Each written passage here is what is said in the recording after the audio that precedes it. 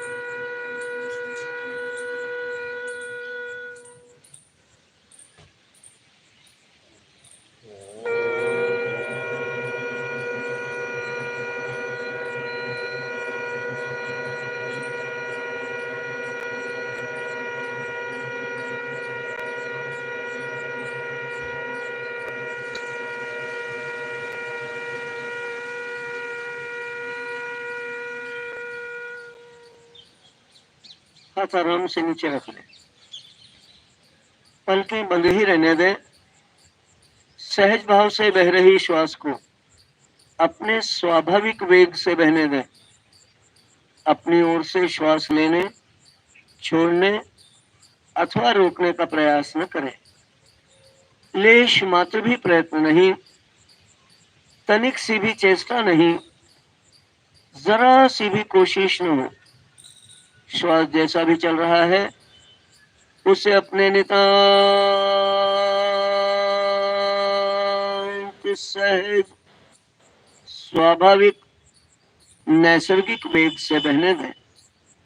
श्वास की गति का भी कोई चिंतन न करें, चाहे यह तेज चले तो तेज, धीमा चले तो धीमा, चाहे लंबा चाहे छोटा, चाहे उथला चाहे गहरा।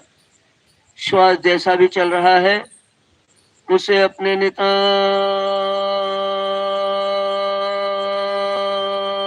सहज स्वाभाविक नैसर्गिक वेग से बहने के लिए स्वाधीन छोड़ दें। श्वास की दिशा या दशा में कोई परिवर्तन लाने का प्रयास न करें। इस सहज भाव से, निष्प्रयत्न भाव से, निश्चेष्ट भाव से बह रही श्वास को साक्षी भाव से देखें, दृष्टा भाव से देखें, एक दृश्य की मानंद देखें। स्वयं को श्वास से पृथक रखते हुए इसे किसी घटित हो रही घटना की तरह देखें। तटस्थ भाव से देखें, जैसे मानो तट पर खड़े सागर में उठ रही लहरों को देख रहे हों।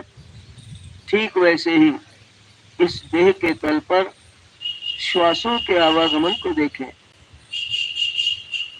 हमारी संपूर्ण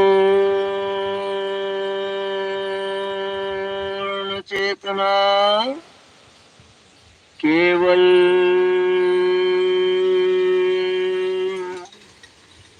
और केवल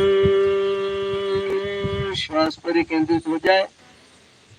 पूरी तन्मयता से, पूरी तल्लीनता से, पूरी सजगता और सतर्कता से प्रत्येक श्वास को देखें।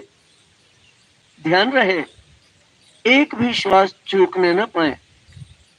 हमारे जाने बगैर न कोई श्वास अंदर आए हमारे जाने बगैर, न कोई प्रश्वास बाहर जाए।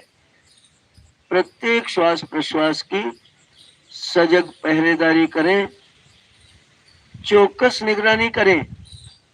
एक सजग प्रहरी की भांति प्रत्येक आती जाती श्वास को देखें। हमारी संपूर्ण चेतना केवल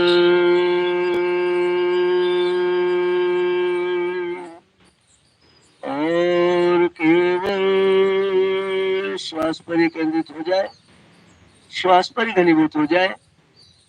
एक भी श्वास हमारी चेतना से विलुप्त न होने पाए। अपनी संपूर्ण श्वसन प्रक्रिया को दो भागों में विभाजित कर देख लें। यह संपूर्ण श्वसन दो भागों में संपन्न हो रहा है। दो भिन्न भिन्न घटनाएं इस संपूर्ण श्वसन प्रक्रिया का अभिन्न अंग है। श्वास का अंदर आना, प्रश्वास का बाहर चला जाना। वायु की दो सर्वथा विपरीत गतियां, दो सर्वथा विपरीत दिशाएं, दो सर्वथा विपरीत प्रवाह, इन्हें एक दूसरे से पृथक पृथक कर देख लें, अलग अलग कर जांच लें, परख लें, परीक्षण कर लें। इन्हें भली भांति एक दूसरे से अलग अलग पहचान लें। जब श्वास अंदर आ रही है तो उसे अंदर आते हुए अनुभव कर लें, और जब प्रश्वास बाहर जा रही है तो उसे बाहर जाते हुए अनुभव कर लें। जब श्वास अंदर आ रही है तो वायु बाहर से देह के भीतर की दिशा में प्रवाह कर रही है, और इसके ठीक विपरीत जब प्रश्वास जा रही है तो वायु देह के भीतर से बाहर की दिशा में गति कर रही है। इन दोनों सर्वथा विपरीत गतियों को, सर्वथा विपरीत दिशा के प्रवाहों को एक दूसरे से पृथक पृथक कर देख लें, अलग अलग कर जांच लें, परख लें, परीक्षण कर लें। इन्हें भली भांति एक दूसरे से अलग अलग पहचान लें। जब श्वास अंदर आ रही है तो वायुमंडल में व्याप्त वायु देह में प्रवेश करती जा रही है, और वह देह में ही घुल मिल जा रही है, विलय होती जा रही, समाती जा रही है। जब प्रश्वास बाहर आ रही है तो देहांतर्गत वायु देह से निर्गमन करती जा रही है, नासा छिद्रों से बहिर्गमन कर वायुमंडल में प्रवेश पाते ही यह तत्क्षण ही उसी में घुल मिल जा रही है, विलय होती जा रही, समाती जा रही। अंदर आने के पूर्व तक जो वायु इस वायुमंडल का अभिन्न अंश थी, जिसका अपना वायुमंडल में कोई पृथक अस्तित्व नहीं था, किंतु देह में प्रवेश करते ही यह वायुमंडल से पृथक होकर अब हमारी नितांत निजी, अब हमारी अपनी वैयक्तिक बनकर हमारी इस देह के एक एक कण कण में व्याप्त होती जा रही है, एक एक रोम रोम में समाती जा रही है, एक एक अणु परमाणु में विलय होती जा रही है। कुछ इस कदर ही अंदर आई हुई वायु हमारे समुच्चय अस्तित्व के एक एक अंश अंश में घुल मिल गई है कि अब इस अंदर आई हुई वायु का देह से पृथक अपना कोई भी अस्तित्व शेष नहीं रहा। यह देह का ही एक अभिन्न अंश बन चुकी है। देह से निर्गमन के पूर्व तक जो वायु इस देह का अभिन्न अंश थी, जिसका अपना देह से पृथक कोई अस्तित्व नहीं था, किंतु देह से निर्गमन करते ही, नासा छिद्रों से बहिर्गमन करते ही यह देह से मुक्त हो रही है, और वायुमंडल में प्रवेश पाते ही यह तत्क्षण ही उसी में घुल मिल जा रही है, विलय होती जा रही, समाती जा रही। कुछ इस कदर यह बाहर आई हुई वायु इस समूचे वायुमंडल में ही विलीन हो गई है कि अब इस बाहर आई हुई वायु का वायुमंडल से पृथक अपना कोई भी अस्तित्व शेष नहीं रहा। यह वायुमंडल का ही एक अभिन्न अंश बन चुकी है। देह के भीतर और बाहर, बाहर और भीतर समग्रता से, सघनता से मानो वायु का ही एक अथाह सागर हिलोरे ले रहा है, जिसके अतल तरंगे निरंतर आती जाती श्वासोश्वास के रूप में देह के बाहर से भीतर, भीतर से बाहर निरंतर आवागमन कर रही है।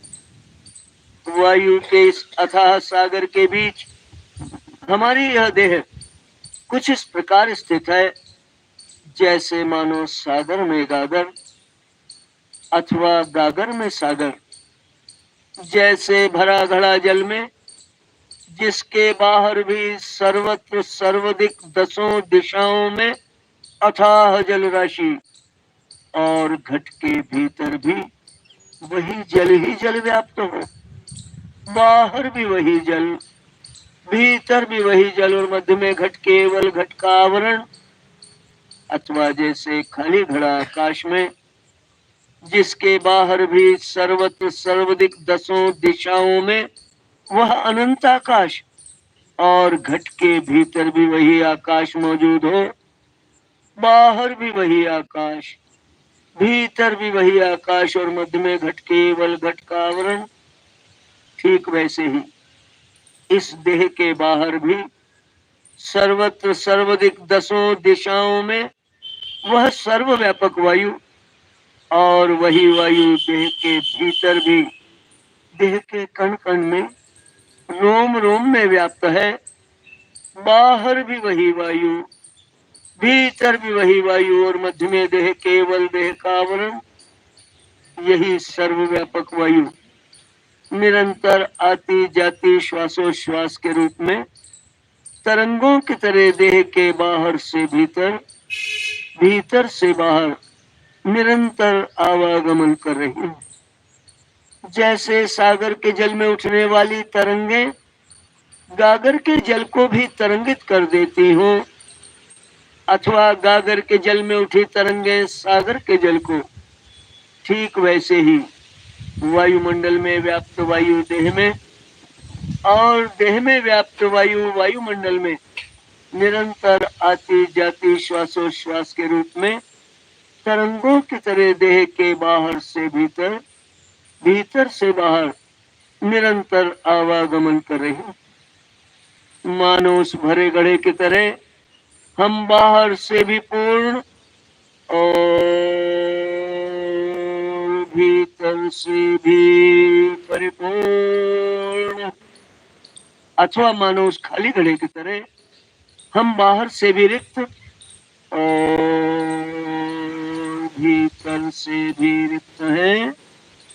यही परिपूर्णता, यही रिक्तता प्रत्येक आती जाती श्वासोश्वास के साथ निरंतर देह के बाहर भीतर, भीतर बाहर प्रकट हो रही है। आती जाती वायु के इन प्रवाहों के साथ अपना समूचा मानस, अपनी संपूर्ण चेतना को एकाकार कर दें, समरूप कर दें, संयुक्त कर दें। मन का और श्वास का कुछ ऐसा तादात्म्य कर दें, दोनों दुग्धम्बवत, दूध और पानी की तरह कुछ इस कदर एक दूसरे में घुल मिल जाएं कि किसी का भी अपना पृथक अस्तित्व शेष न रहे, दोनों ही एकाकार हो जाएं। श्वास ही मानो मन बन जाए, मन ही मानो श्वास हो जाए। मानो श्वास नहीं, वायु का स्वरूप धारण कर हम स्वयं अपने देह में प्रवेश करते जा रहे हैं, और इस देह के एक एक कण कण में मानो हम स्वयं व्याप्त होते जा रहे हैं। एक एक रोम छिद्र में मानो हम स्वयं समाते जा रहे हैं। एक एक अणु परमाणु में मानो हम स्वयं विलय होते जा रहे हैं। मानो हम स्वयं ही अपने समूचे अस्तित्व के एक एक अंश अंश में घुल मिल गए हैं। मानो प्रश्वास नहीं, वायु का स्वरूप धारण कर हम स्वयं देह के कण कण से, रोम रोम से, एक एक अणु परमाणु से, हमारे समुचे अस्तित्व के एक एक अंश अंश से निर्गमन करते जा रहे हैं। नासिका छिद्रों से मानो वायु नहीं, हम स्वयं बहिर्गमन कर जा रहे हैं और इस वायुमंडल में प्रवेश पाते ही मानो हम तत्क्षण ही उसी में घुल मिल जा रहे हैं, विलय होते जा रहे हैं, समाते जा रहे हैं। मानो हम स्वयं इस समूचे वायुमंडल में ही विलीन हो गए। आती जाती वायु के इन प्रवाहों को पृथक पृथक अनुभव कर लें। आती श्वास को आते हुए और जाते प्रश्वास को जाते हुए अनुभव कर लें। ये हमारा प्रथम साक्षात्कार अपने श्वासों से। श्वासें जो हमारे सबसे निकट है, इससे निकट कुछ है? श्वास से अधिक नजदीक आपके क्या है? वही तो आपके पूरे अस्तित्व का आधार है, आपके जीवन का आधार, और उसी से हम अपरिचित थे।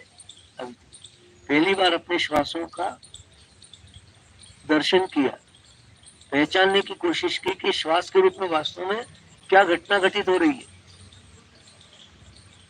इसके सारे रहस्यों को उजागर करने के लिए,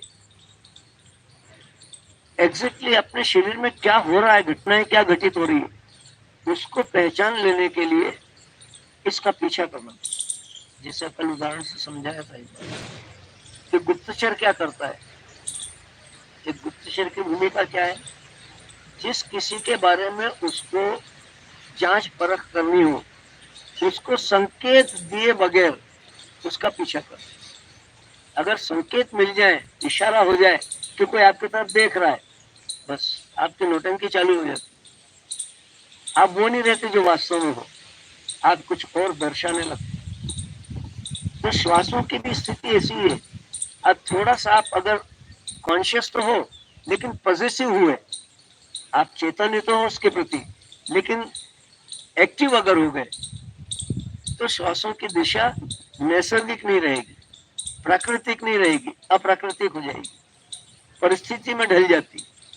जैसी परिस्थिति है उस अनुसार, अगर सुखद परिस्थिति है तो सहज शांत होती, और अगर कोई विषादजन्य परिस्थिति है तो उद्वेग आ जाता है, श्वासें स्वतः तेज हो जाती। ये परिस्थिति जन्य परिवर्तन, ये उसकी स्वाभाविक गति नहीं। स्वाभाविक गति क्या है? जब आप बिल्कुल सामान्य हो, न कोई भावनात्मक उतार चढ़ाव है, न कोई वैचारिक प्रवाह चल रहा है, और उस समय जो श्वास चल रहा है, अभी हम आपस में वार्तालाप कर रहे हैं, इस समय श्वास नैसर्गिक ढंग से चल ही रहा है। इस नैसर्गिक ढंग से चल रहे श्वास को पहचान, उसकी गति को जानना, उसके गंतव्य को पहचानना, इसके लिए भूमिका हमारे मन की गुप्तचर की तरह। अब मन गुप्तचर बन गया और उसका पीछा करे। पीछा करते करते कहां तक जाता है वो, तो ये हम सबको पता है। तो विज्ञान इस बात को प्रमाणित कर चुका है कि वायु जो भीतर आ रहा है, ये समग्र वायु फेफड़ों तक जाता है। नासिका से साइनसेस में ट्रेवल करता हुआ फेफड़ों तक, फेफड़ों से डिफ्यूजन की क्रिया होती है, ऑक्सीजन रक्त में घुल जाता है, और रक्त के साथ घुल मिल करके वो सारी रक्त वाहिनियों में बहता है, और बह करके पहुंचता कहाँ है? शरीर की एक एक कोशिका तक। जो सबसे स्मॉलेस्ट यूनिट है हमारी जो बॉडी का स्ट्रक्चर है, हमारी शरीर की संरचना है, सारे जीव मात्र की देह की संरचना कोशिकाओं को मिलाकर हुई।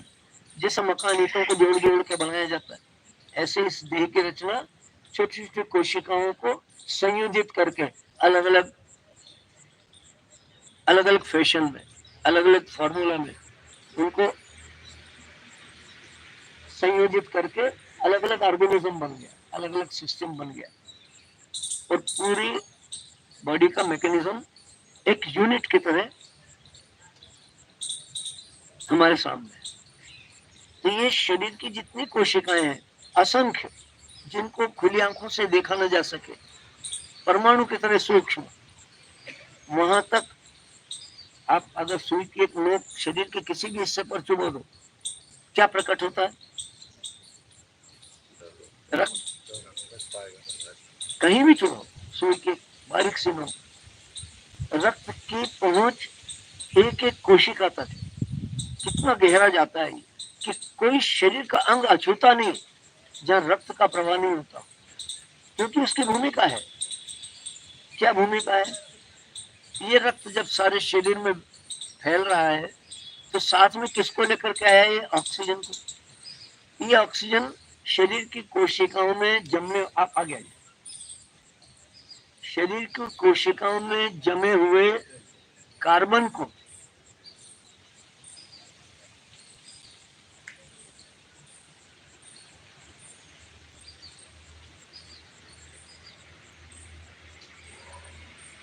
हमारे शरीर की कोशिकाओं में जमे हुए कार्बन के साथ रिएक्ट करके ये कार्बन डाइऑक्साइड में कन्वर्ट हो गया कोशिकाओं के अंदर। यानी ये डिटॉक्सिफिकेशन का प्रोसेस है। टॉक्सिन्स के रूप में कार्बन इकट्ठा हो रहा है, जो एनर्जी फ्लो को चेक कर रहा है। कल पर बात की थी कि क्या जरूरत पड़ी ऑक्सीजन को अंदर आने की, तो जरूरत क्या है? कार्बन स्टोर हो रहा है, बॉडी टॉक्सिफिकेट हो रही है। इसको डिटॉक्स करने के लिए ऑक्सीजन अंदर गया। केवल सफाई की प्रोसेस है और कुछ भी नहीं है। श्वास है आपकी सफाई की प्रोसेस, ये साफ कर रही है अंदर से शरीर, सारा कार्बन को अपने साथ लेकर के वापस रक्त में घुल जाती और सारी रक्तवाहिनियों में विपरीत दिशा से अब धमनियों के द्वारा बाहर फैली है, तो शिराओं के द्वारा वापस लौट कर हृदय की तरफ पूरा रक्त आ गया हृदय में। ये डीऑक्सीजनेटेड ब्लड जब हृदय से शरीर की तरफ गया, वो ऑक्सीजनेटेड ब्लड था, उसमें ऑक्सीजन था। अब ये डीऑक्सीजनेट हो गया, नहीं कार्बन डाइऑक्साइड आ गया इसमें। ये चला आया फेफड़ों की तरफ, फेफड़ों सॉरी हृदय की तरफ, हृदय से पंप कर दिया गया, फिर फेफड़ों में, फेफड़ों से एक्सेल आउट कर दिया। ये पूरी प्रोसेस चल रही है। एग्जैक्टली इस प्रोसेस को फॉलो करना मन से। अब मन को जोड़ देना है श्वासों की इस प्रोसेस के साथ। इसी प्रक्रिया को हमने नाम दिया अनुगमन। श्वासों का गुप्तचर की तरह पीछा करना, ताकि उसकी दिशा, दशा और गंतव्य सबका हमको बोध हो जाए। ये चीज थ्योरेटिकली तो समझ में आ रही है, हम सब मान भी रहे हैं कि कोशिकाओं तक जाता है। आपने कभी उसको जाते हुए महसूस किया है? अगर आज तक नहीं किया है तो चलो आज वो अवसर है हमारे पास, जब हम इसको इसकी गहराई तक अनुभव कर लें, कैसा ये पूरा प्रोसेस। और जिस चीज को अभी ये मान लो कि एक इमेजिनरी पिक्चर, मैंने काल्पनिक चित्रण आपके सामने कर दिया, ये अभी केवल मान्यता है आपकी और हमारी, अनुभूति में बदल जाए। इसको आप एग्जैक्टली फील कर लो अपने अंदर, तब बात बनेगी। जब तक आप उसको महसूस नहीं करते हो तब तक वो तो बह ही रहा है, रक्त तो अंदर जा ही रहा है, ऑक्सीजन अंदर घुल भी रहा है, कार्बन डाइऑक्साइड बाहर आ भी रहा है। वो प्रोसेस कहीं आपके मानने न मानने से कुछ फर्क नहीं पड़ता, वो बदल नहीं जाने वाली। तो जो एग्जैक्टली हो रहा है उसको फॉलो करना, उसका पीछा करना, ये है हमारी अगली स्टेप, अनुगमन। तैयार है सब लोग? श्वास का पीछा करेंगे। रीढ़ गर्दन सिर सीधा, आंखें बंद। सहज भाव से बह रही श्वास को अपने स्वाभाविक वेग से बहने दें। न लेने का प्रयत्न, न छोड़ने की चेष्टा, जैसा भी चल रहा है अपने सहज स्वाभाविक वेग से। आ रही श्वास को आते हुए तो जा रही प्रश्वास को जाते हुए पृथक पृथक अनुभव कर लें।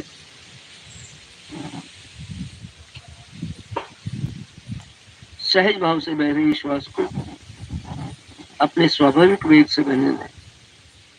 आती जाती वायु के इन प्रवाहों को अपने समूचे श्वसन तंत्र पर बहते हुए वायु का एक गुप्तचर की भांति श्वास का पीछा करें। देह में वायु के प्रवेश द्वार पर यानी नासिका छिद्रों पर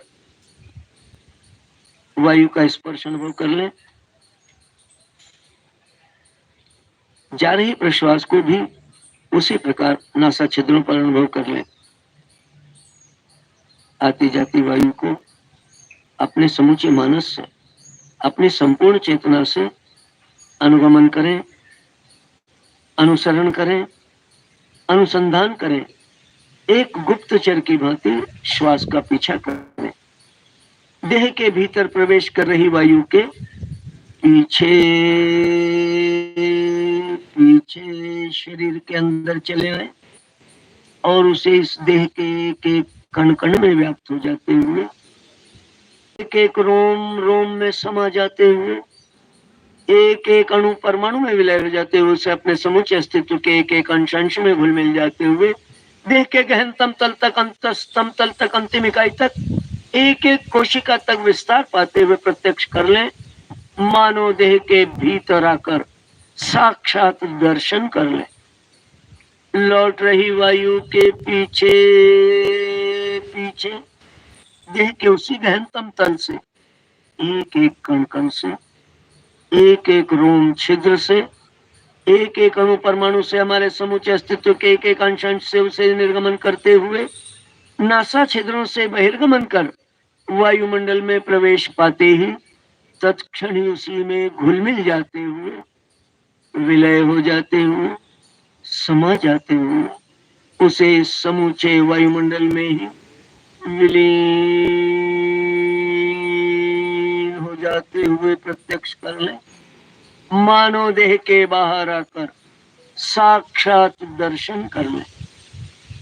आती जाती वायु के इन प्रवाहों को अपने समूचे श्वसन तंत्र पर बहते हुए वायु के स्पर्श की भांति अनुभव कर लें।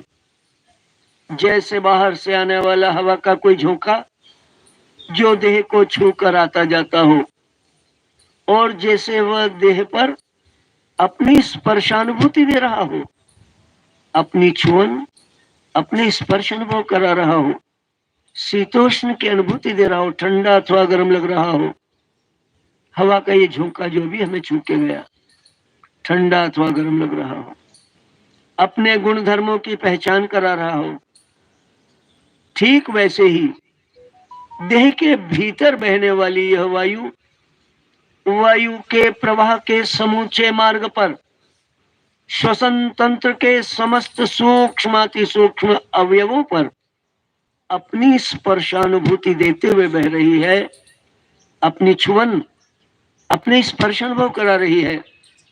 समूचे श्वसन मार्ग पर वायु के प्रवाह के ये स्पर्श अनुभव करते चले।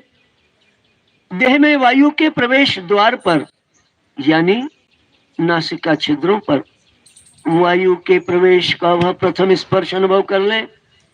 नासिका छिद्रों को छूकर देह में प्रविष्ट हो रही वायु नासिका की भीतरी दीवारों को स्पर्श करते हुए कपाल की ओर प्रवाहित हो रही है। कपाल से कपोलों की ओर बहते हुए यह कंठ में प्रवेश कर गई। कंठ में उसके स्पर्श अनुभव कर लें। कंठ से श्वास नलिका में बहते हुए अपनी स्पर्शानुभूति देते हुए यह फेफड़ों में प्रविष्ट हो गई है। फेफड़ों के सूक्ष्मतम कोशों में व्याप्त होकर अब यहाँ से परोक्ष गति कर रक्त में घुलकर यह हृदय में प्रवेश कर गई है। हृदय से समूची सूक्ष्म अति सूक्ष्म रक्त वाहिनियों में अब यह विद्युत तरंगों की तरह गति करते हुए देह के कण कण में व्याप्त होती जा रही है, रोम रोम में समाती जा रही है, अणु परमाणु में विलय होती जा रही है, हमारे समूचे अस्तित्व के एक एक अंश अंश में घुल मिल जा रही है। देह के गहनतम तल तक, अंतस्तम तल तक, अंतिम इकाई तक, एक एक कोशिका तक विस्तार पा रही है। देखे किस प्रकार लौटने वाली वायु देह के उसी गहनतम तल से, एक एक कण कण से, एक एक रोम छिद्र से, एक एक अणु परमाणु से, हमारे समूचे अस्तित्व के एक एक अंश अंश से, देह के गहनतम तल से, अंतस्तम तल से, अंतिम इकाई से, एक एक कोशिका से पुनः रक्त में घुल रही है। समूची सूक्ष्म अति सूक्ष्म रक्त वाहिनियों में अब यह विपरीत दिशा से चुंबकीय तरंगों की तरह गति करते हुए लौटकर हृदय में घनीभूत हो रही है। एक एक कण कण से उठ रही तरंगे, एक एक रोम रोम से उठ रही तरंगे, समूची सूक्ष्म अति सूक्ष्म रक्त वाहिनियों में विपरीत दिशा से बह रही तरंगे, हृदय में घनीभूत होती तरंगे अब हृदय से लौटकर फेफड़ों की ओर आ गई है। फेफड़ों से श्वास नलिका में बहते हुए अपना स्पर्श अनुभव कराते हुए यह कंठ में प्रवेश कर गई। कंठ में उसके स्पर्श अनुभव रहे, कंठ से कपोल, कपोल से कपाल, कपाल से नासिका, नासा द्वार को छूते हुए देह से वायु बाहर जा रही है। केवल मात्र इन्हीं प्रवाहों का चिंतन करें, मनन करें, दर्शन करें। पूरे मार्ग पर, एक एक मोड़ पर, एक एक पड़ाव पर, एक एक सूक्ष्म से सूक्ष्म अंग तक, देह के गहनतम तल तक, अंतस्तम तल तक, अंतिम इकाई तक, एक एक कोशिका तक विद्युतीय तरंगों की तरह देह में वायु के विस्तार को अनुभव कर लें। देह के कण कण से, रोम रोम से, एक एक अणु परमाणु से, हमारे समुचे अस्तित्व के एक एक अंश से, देह के गहनतम तल से, अंतस्तम तल से, अंतिम इकाई से, एक एक कोशिका से उठने वाली चुंबकीय तरंगों को समूची सूक्ष्माति सूक्ष्म रक्त वाहिनियों में विपरीत दिशा से बहते हुए लौट कर हृदय में घनीभूत होते हुए, हृदय से फेफड़े, फेफड़ों से श्वास नली, श्वास नली से कंठ, कंठ से कपोल, कपोल से कपाल, कपाल से नासिका, नासा द्वार को छूते हुए देह से निस्तार कर जाते हुए अनुभव करना। पुनः पुनः पूरे मार्ग पर वायु का पीछा करें, देखते चलें किस प्रकार अंदर आ रही वायु नासिका से कपाल, कपाल से कपोल, कपोल से कंठ, कंठ से श्वास नली, श्वास नली से फेफड़े, फेफड़ों से हृदय, हृदय से पलक झपकते विद्युत तरंगों की तरह समूची सूक्ष्माति सूक्ष्म रक्त वाहिनियों में बहते हुए यह देह के कण कण में व्याप्त होती जा रही है, रोम रोम में समाती जा रही है, अणु परमाणु में विलय होती जा रही है, हमारे समूचे अस्तित्व के एक एक अंश अंश में घुल मिल जा रही है। देह के गहनतम तल तक, अंतस्तम तल तक, अंतिम इकाई तक, एक एक कोशिका तक विस्तार पा रही है। देखें किस प्रकार लौटने वाली वायु देह के उसी गहनतम तल से, एक एक कण कण से, एक एक रोम छिद्र से, एक एक अणु परमाणु से, हमारे समूचे अस्तित्व के एक एक अंश अंश से, देह के गहनतम तल से, अंतस्तम तल से, अंतिम इकाई से, एक एक कोशिका से पुनः रक्त में घुलकर समूची सूक्ष्माति सूक्ष्म रक्त वाहिनियों में विपरीत दिशा से चुंबकीय तरंगों की तरह गति करते हुए लौट कर हृदय में घनीभूत हुई, हृदय से फेफड़े, फेफड़ों से श्वास नली, श्वास नली से कंठ, कंठ से कपोल, कपोल से कपाल, कपाल से नासिका, नासा द्वार को छूते हुए देह से वायु निस्तार कर जा रही। केवल मात्र इन्हीं प्रवाहों का चिंतन करें, मनन करें, दर्शन करें। पूरे मार्ग पर, एक एक मोड़ पर, एक एक पड़ाव पर उसका दर्शन करें। आ रही प्रत्येक श्वास के साथ देह में वायु के विस्तार को प्रवेश से गंतव्य तक, नासिका से कोशिका तक, पूरे मार्ग पर विद्युतीय तरंगों की तरह बहते अनुभव कर लें।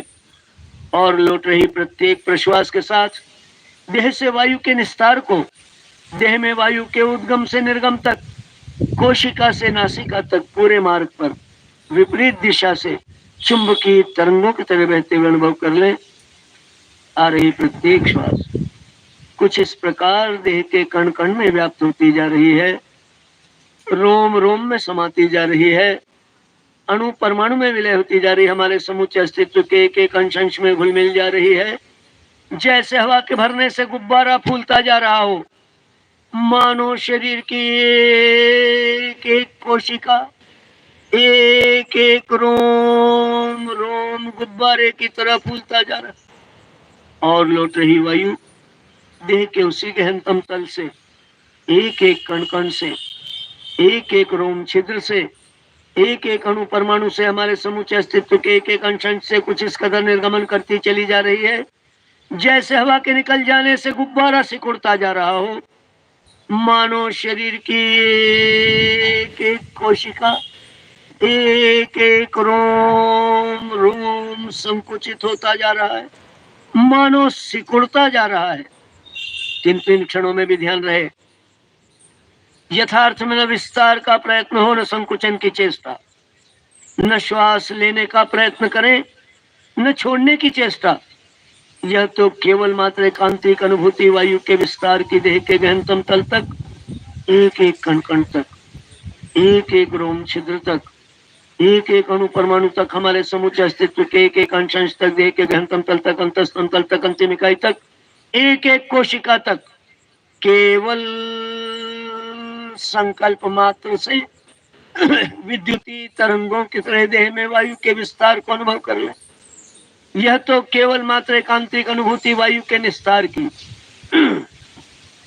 देह के उसी गहनतम तल से, एक एक कण कण से, एक एक रोम छिद्र से, एक एक अणु परमाणु से, हमारे समूचे अस्तित्व के एक एक अंश अंश से, देह के गहनतम तल से, अंतरतम तल से, अंतिम इकाई से, एक एक कोशिका से, केवल संकल्प मात्र से चुंबकीय तरंगों की तरह देह से वायु के निस्तार को अनुभव कर लो।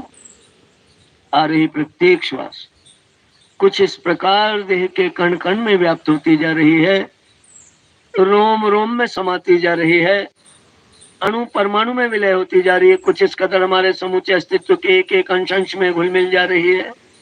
मानो यह समूची देह वायु से परिपूर्ण होती जा रही और लौट रही वायु देह के उसी गहनतम तल से, एक एक कण कण से, एक एक रोम छिद्र से, एक एक अणु परमाणु से, हमारे समूचे अस्तित्व के एक एक अंश अंश से कुछ इस कदर निर्गमन करती चली जा रही है, मानो यह समूची देह पूर्णतया वायु से रिक्त होती जा रही है।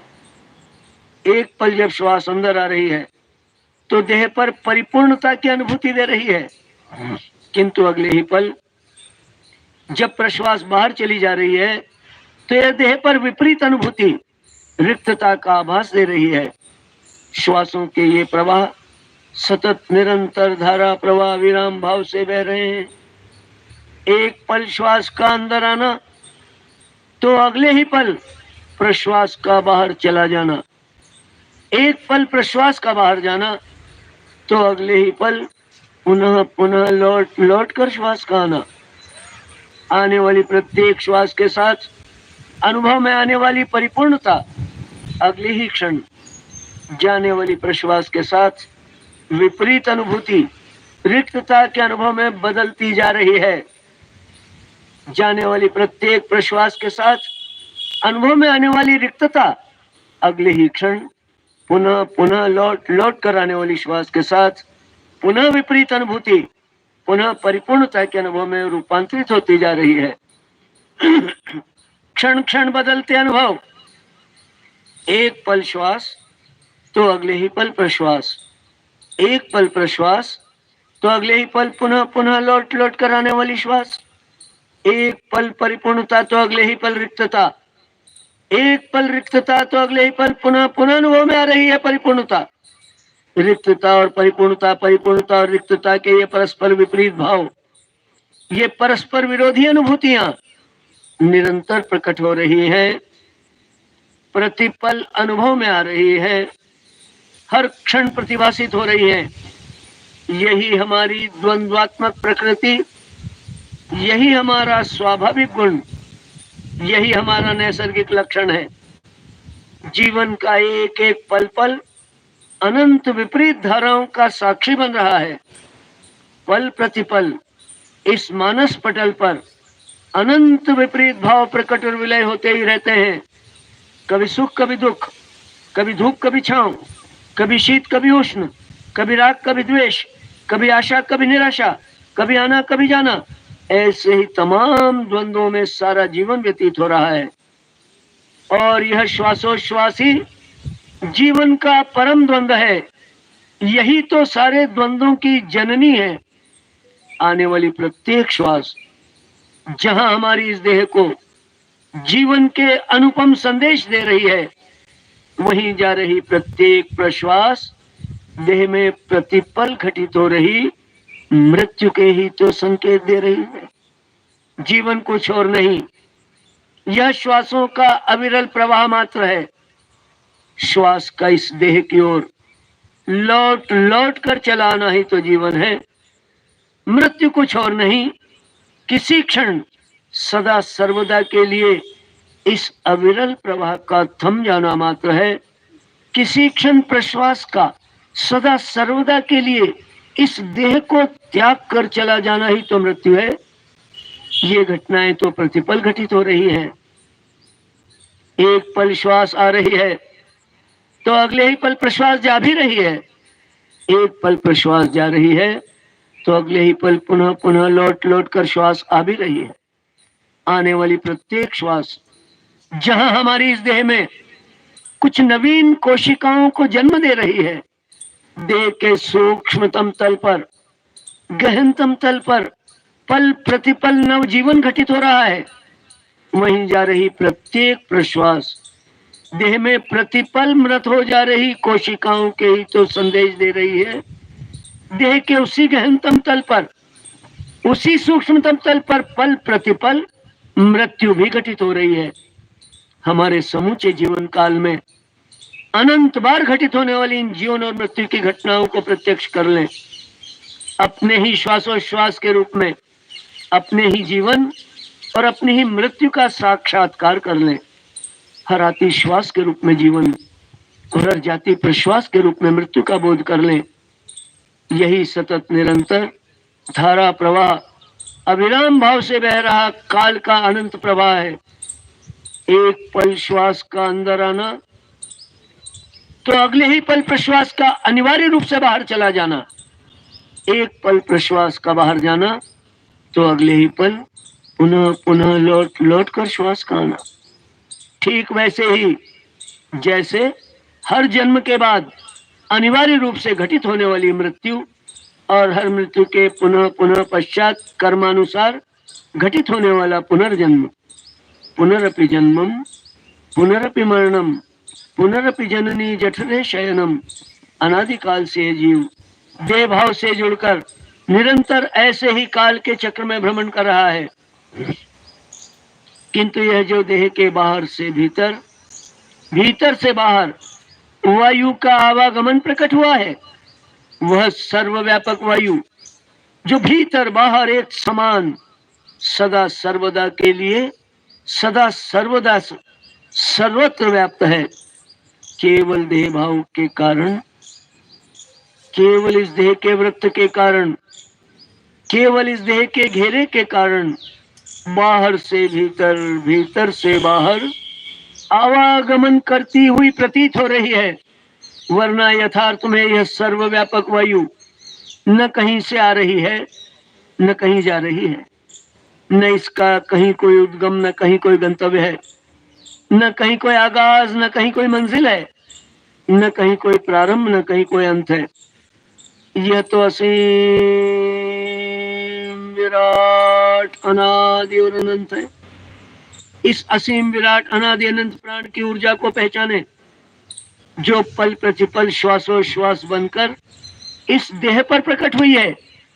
इस देह के अस्तित्व का आधार है, देह को धारण कर रही है, किंतु देह के बंधनों से यह सर्वथा मुक्त देहातीत है। इस देह के अस्तित्व में आने के पूर्व भी यह यही मौजूद थी। देह के साथ भी है और देह के न रहने पर भी यथारूप रहने वाली है। इसका अंश मात्र भी देह के साथ घटता बढ़ता नहीं। यह जो नित्य निरंतर आती जाती श्वासोश्वास के रूप में काल के अनंत प्रवाह का बोध करा रही है। काल की गणना आयु की गणना का आधार है, किंतु यह काल के बंधनों से भी सर्वथा मुक्त कालातीत है। सृष्टि के आदिकाल से इन वर्तमान क्षणों तक और इन वर्तमान क्षणों से उस अदृश्य अनंत भविष्य तक यह सदा सर्वदा से सदा सर्वदा के लिए सर्वत्र विद्यमान है। इसका कोई भूत नहीं, कोई भविष्य नहीं। यह सदा सर्वदा केवल और केवल वर्तमान है। यह जो नित्य निरंतर आती जाती श्वासोश्वास के रूप में इस जड़ देह को चैतन्य बना रही है, जो स्वयं इस जड़ देह में चेतना रूप होकर उपस्थित है, उसे चलायमान रख रही है, जीवंत बनाए हुए है। यही वायुमंडल में वायु रूप तरंगित होकर समूची जड़ प्रकृति को चैतन्य बना रही है। यह स्वयं इस जड़ प्रकृति में चेतना रूप होकर उपस्थित है, उसे चलायमान रख रही, जीवंत बनाए हुए है। किंतु यह त्रिगुणात्मिका प्रकृति के बंधनों से भी सर्वथा मुक्त गुणातीत है। सत्व रजस्तम से परे, उत्पत्ति स्थिति और लय से भी परे, न कहीं उत्पन्न हो रही न कहीं विलय हो रही है। पंच तत्वों से रचे समूचे जड़ जगत की सारी भौगोलिक सीमाओं से भी यह सर्वथा मुक्त है। पृथ्वी जल अग्नि वायु से परे, इस वायुमंडल से भी परे, उस अनंत आकाश में, उस परम शून्य में, उस विराट अनंत में, उस अंतरिक्ष में, उस निर्वायु प्रदेश में, उस शून्य क्षेत्र में यही सूक्ष्म तरंगों की तरह व्याप्त है। यही एकमात्र परम चैतन्य तत्व है। यही परम चैतन्य तत्व मैं हूं। मैं ही यह परम चैतन्य तत्व हूं। तत्वमसि। अपने इस परम चैतन्य तत्व रूप में मैं सर्वव्यापक हूं।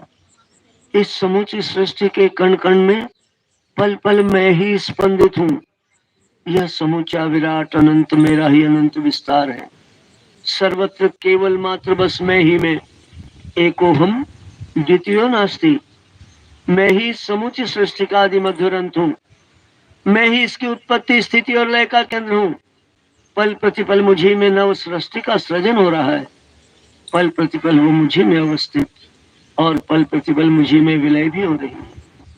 मैं ही इसका उत्पत्ति करता, मैं ही इसका पालन करता, मैं ही इसका संवारक हूं। मैं ही वह परब्रह्म तत्व हूं। अहम ब्रह्मास्मि।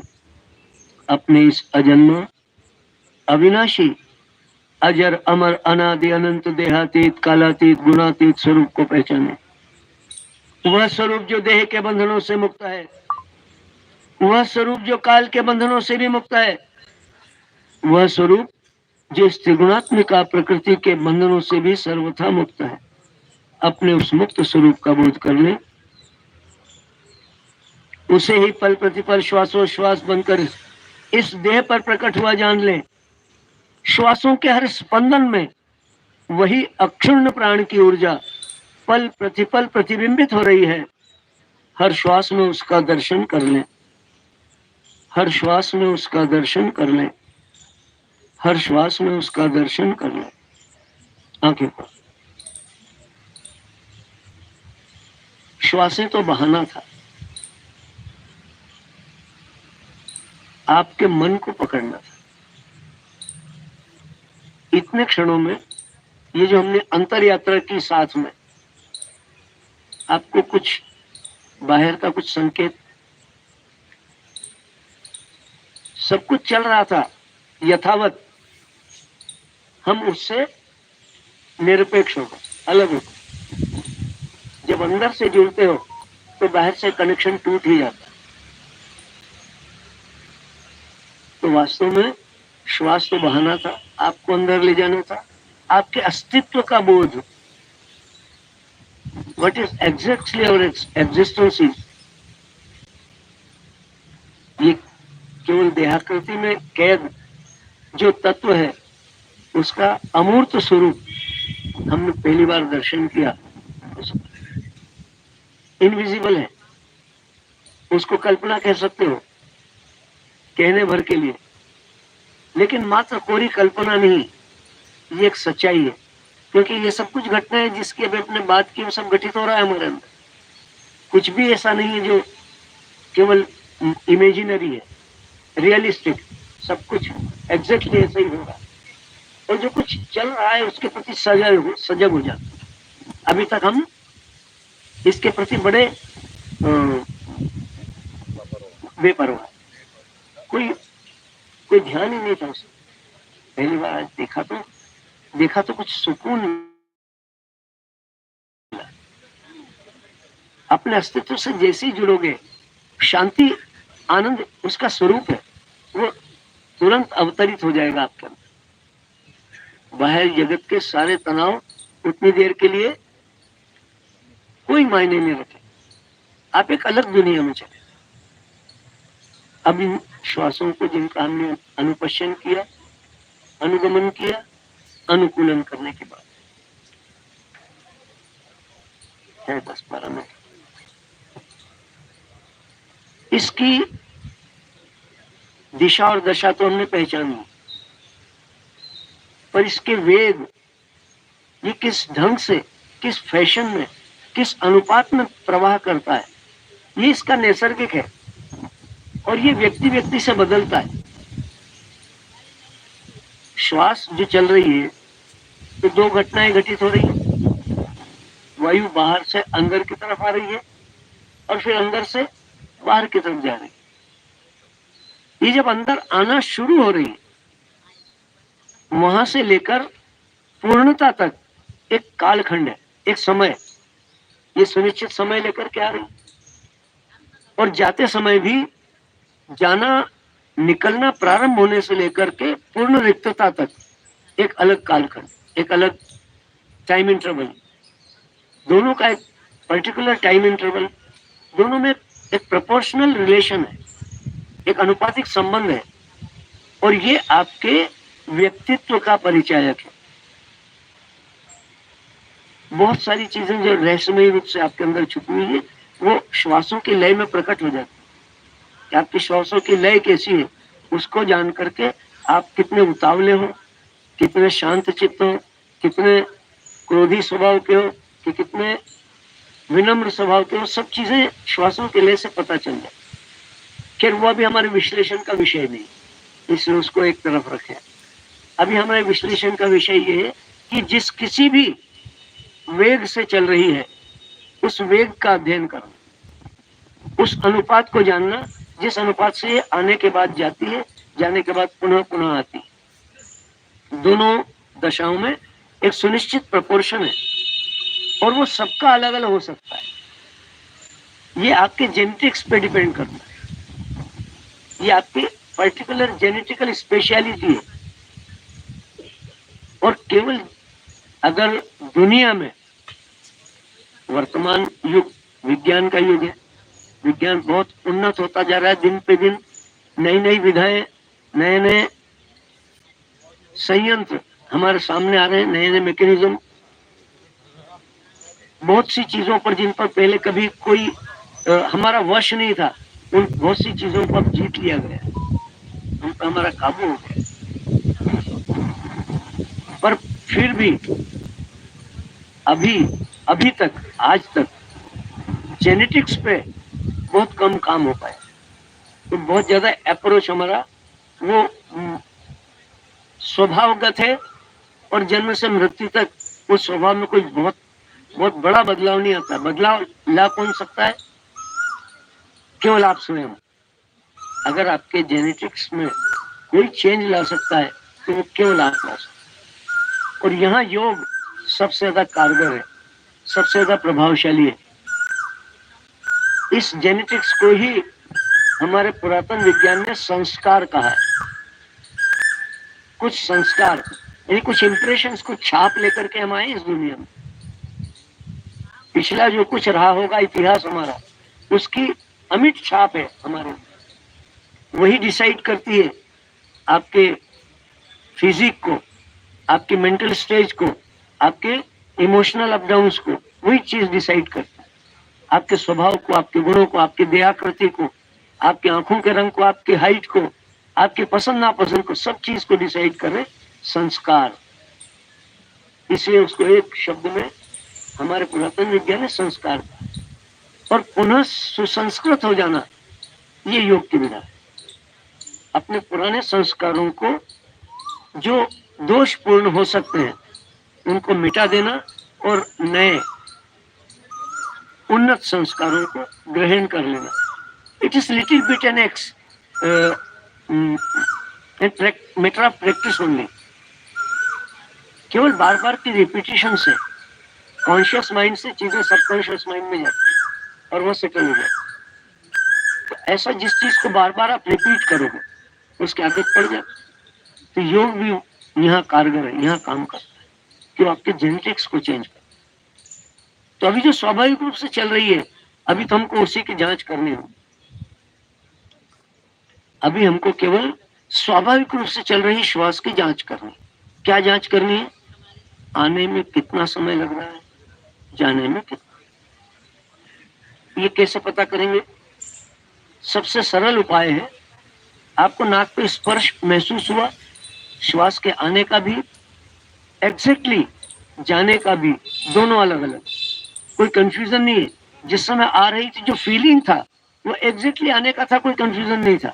जिस समय जा रही थी, जा ही रही थी, तो एग्जैक्टली जब ये दोनों फीलिंग आपने एक्सपीरियंस कर लिए, तो अब इसमें लगने वाले समय की गणना करनी। तो मन ही मन गिनती गिनना। क्या करना है? जैसे ही नासिका छिद्रों पर आपको वायु के प्रवेश का पहला स्पर्श जैसे मन अनुभव हो, यानी वो अंदर आना शुरू हुई, आपने एक गिनना शुरू किया, 1 2 3, मन ही मन जब तक आराम से आ रही, आप लेने की कोशिश मत करो। जैसे आपने कोशिश शुरू की, सब निष्फल हो जाए, आने देना। किनारे पर खड़े होकर जैसे लहरों को आते जाते देखते हो, ऐसे मानो हम देह के किनारे पर खड़े हैं, श्वास आ रही और जा रही, हम केवल देख रहे हैं, दृष्टा भाव केवल। तो आ रही श्वास के साथ गिनती गिनना सजगता से, और जब पूरी यात्रा आ गई, अपने आप स्वाभाविक रूप से जितनी आसक्ति आ गई, तुरंत स्विच ओवर, दिशा तुरंत बदलती, निकलना शुरू हो जाता। आपके किसी निर्देश की प्रतीक्षा नहीं करता, श्वास आते आते जैसा ही पूर्ण हुआ, अपने आप जाने लगता है। हम बात भी कर रहे हैं, सब कुछ सारे क्रियाकलाप सब करते हुए भी ये श्वास तो सहज चल ही रहा है, आना पूर्ण होता भी है हर क्षण और जाना शुरू भी होता है। हम सजग नहीं होते, अब सजग होना। जैसे ये दिशा बदले, गिनती बदल, अंदर आते आते आते आते कंप्लीशन हो गया, निकलना शुरू, फिर 1 से गिनना शुरू, जब तक जा रही आराम से तब तक गिनते रहो। जितनी निकल सकती है अपने आप निकल जाए, आप फोर्स आउट मत करना, न तो धक्का लगाना उसको, न रोकना, न खींचने की कोशिश करना, कुछ भी नहीं। हमारी तरफ से एफर्ट 0, हमको केवल देखना है। मेरी बात ठीक ठीक समझ में आ रही? तो 5 मिनट केवल अपने पास है, हम अपनी श्वासों का आकलन करेंगे, दोनों के बीच लगने वाले समय का अनुपात, उसकी गणना करेंगे। ठीक बात समझ में आ रही? किसी का कोई प्रश्न है, कोई संदेह, तो दूर कर ले, शंका का निवारण कर ले। रीढ़ गर्दन से सीधा, आंखें बंद, सहज भाव से बह रही श्वास को अपने स्वाभाविक वेग से बहने दें। अपनी ओर से श्वास लेने, छोड़ने अथवा रोकने का प्रयास न करें। वायु के स्पर्श नासिका छिद्रों पर अनुभव कर लें। आ रही श्वास को आते हुए तो जा रही प्रश्वास को जाते हुए पृथक पृथक अनुभव कर लें।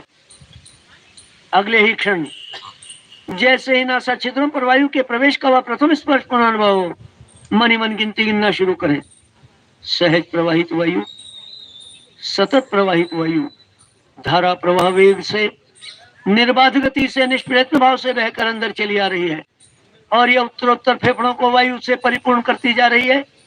अपने सहज प्रवाह में बहते यह परिपूर्णता चरम बिंदु तक पहुंच गई, तब तक गिनती चले।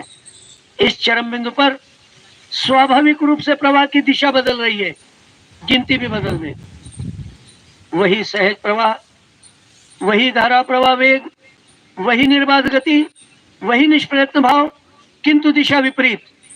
अब उत्तरोत्तर बाहर जा रही वायु फेफड़ों को वायु से रिक्त करती जा रही है। अपने सहज प्रवाह में बहते यह रिक्तता चरम बिंदु तक पहुंच गई, तब तक गिनती चले।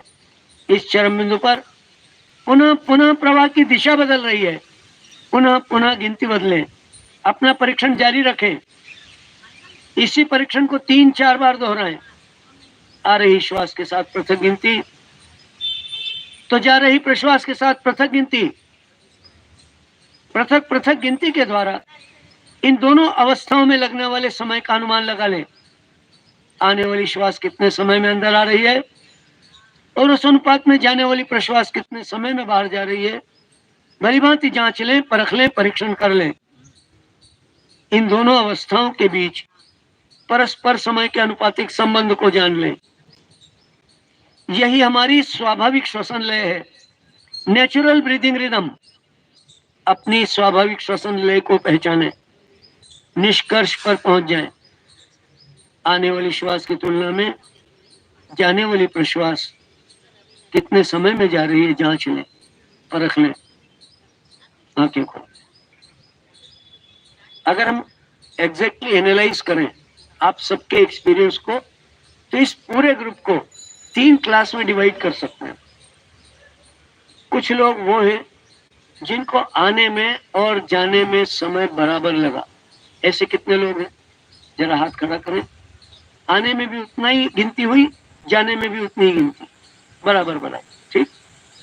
कुछ लोग वो हो सकते हैं जिनके आने में समय अधिक लगा, जाने में कम लगा। ऐसे कितने लोग हैं? हर बार हाथ मत उठा देना, मैं कंफ्यूज हो जाऊंगा। और कुछ लोग वो हैं जिनके आने में समय कम लगा, जाने में अधिक लगा। अब क्या होना चाहिए इसकी अपन कल बात करें, क्योंकि आज का समय पूर्ण हुआ। कल इस विषय पर अपन बात करेंगे कि एग्जैक्टली आइडियल प्रोपोर्शन क्या होना चाहिए, क्या लय होनी चाहिए श्वासों की, और एग्जैक्टली उस लय को साधे। कल अपन बात करेंगे। किसी का कोई प्रश्न है? ओंकार नाद करेंगे।